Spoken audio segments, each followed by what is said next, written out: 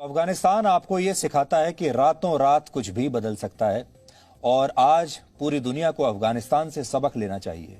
पहली सीख तो यह है, अगर आपका राष्ट्र मजबूत नहीं है तो आपका बंगला, आपकी गाड़ियां, आपका बिजनेस, आपका बैंक बैलेंस और आपकी पढ़ाई लिखाई आपके किसी काम नहीं आएगी। ये सब आपके किसी काम नहीं रहेगा। दूसरी सीख है, अगर आपका देश आत्मनिर्भर नहीं है तो आपकी अपनी संपत्ति की भी कोई कीमत नहीं रह जाती।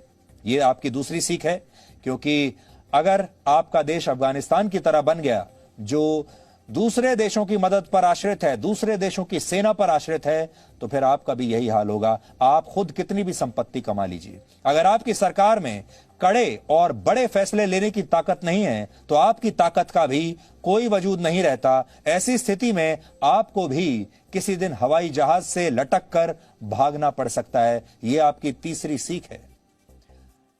अगली सीख यह है कि जिस नेता को आपने चुना है वो अगर कमजोर हो, यानी अगर आपका नेतृत्व ही कमजोर है, तो सब कुछ होने के बावजूद किसी भी देश के नागरिकों को शरणार्थी बनते देर नहीं लगती। ऐसे कमजोर नेता मुश्किल परिस्थितियों में या तो अपने लोगों को छोड़कर भाग जाते हैं या फिर दूसरे देशों के साथ सौदा कर लेते हैं, जैसा कि अफगानिस्तान में हुआ।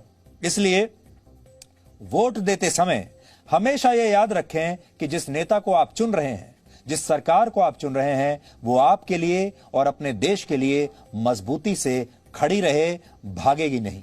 और सबसे बड़ी सीख यह है कि जाति, धर्म, डर और मुफ्त की चीजों के नाम पर आप किसी को भी वोट मत दीजिए।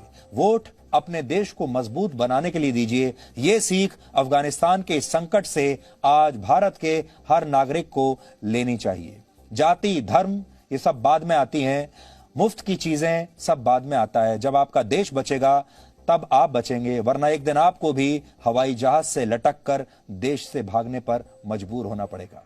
ये किसी के साथ भी हो सकता है।